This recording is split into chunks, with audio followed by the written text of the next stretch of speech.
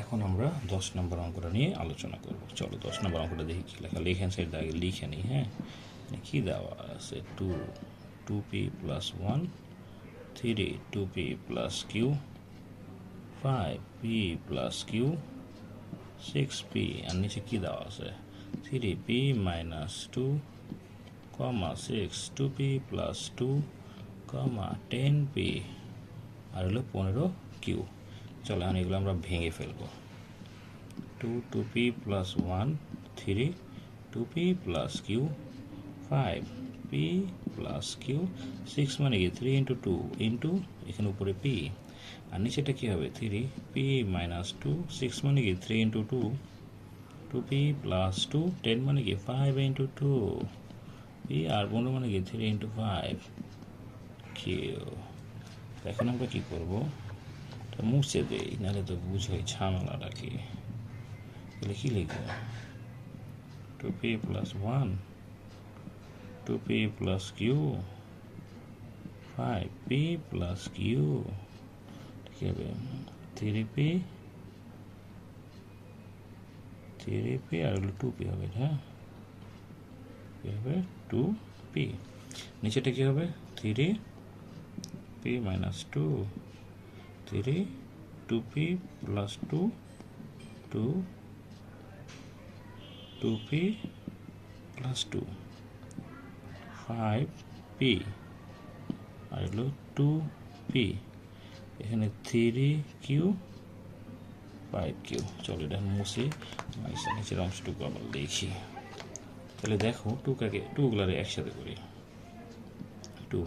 2p + 1 2p 3 2p + q 3p 5p + q, নিচেরগুলো same কাহিনী 2p + 2 2p 3p - 2 3q, এখানে করা 3 তো অনেক কাম আছে, 3 আবার 2p + 2 5p 5q।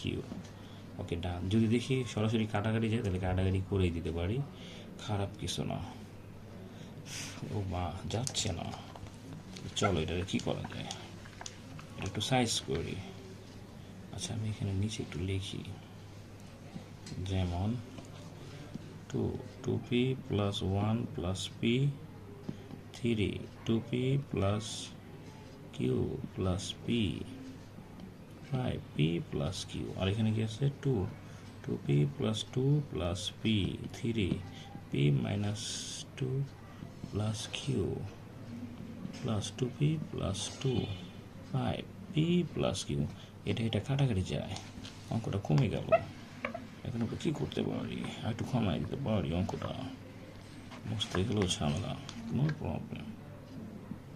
কী লিখবো আমরা, উপর হবে 2 3p + 1, এখানে হবে 2 3p + 2, নো প্রবলেম।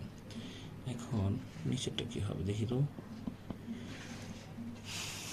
2p, এখানে 3p কেন আসবে, এ তো একটা সমস্যা।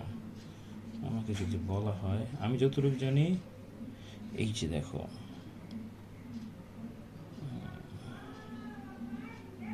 +2 - 2 কাটা, তাহলে এখানে 3 কী হবে 3p + q, আর এখানে কী হবে 2p আর একটা 3p + q 3p + q।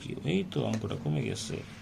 চলো দেখি এখন কি করা যায়, 2 এটা কাটা, তাইলে এখন 3p + 1 - 3p - 2 কাটাকাটি করা যায়, তাহলে 2 - 1 মানে কি হাফ। ওয়াও, অঙ্কটা মিলে গিয়েছে, রাইট হ্যান্ড সাইড মিলে গিয়েছে। বন্ধুরা তোমরা বারবার টেনে টেনে দেখে নিও, অঙ্কটা অনেক বড় হয়ে গিয়েছে।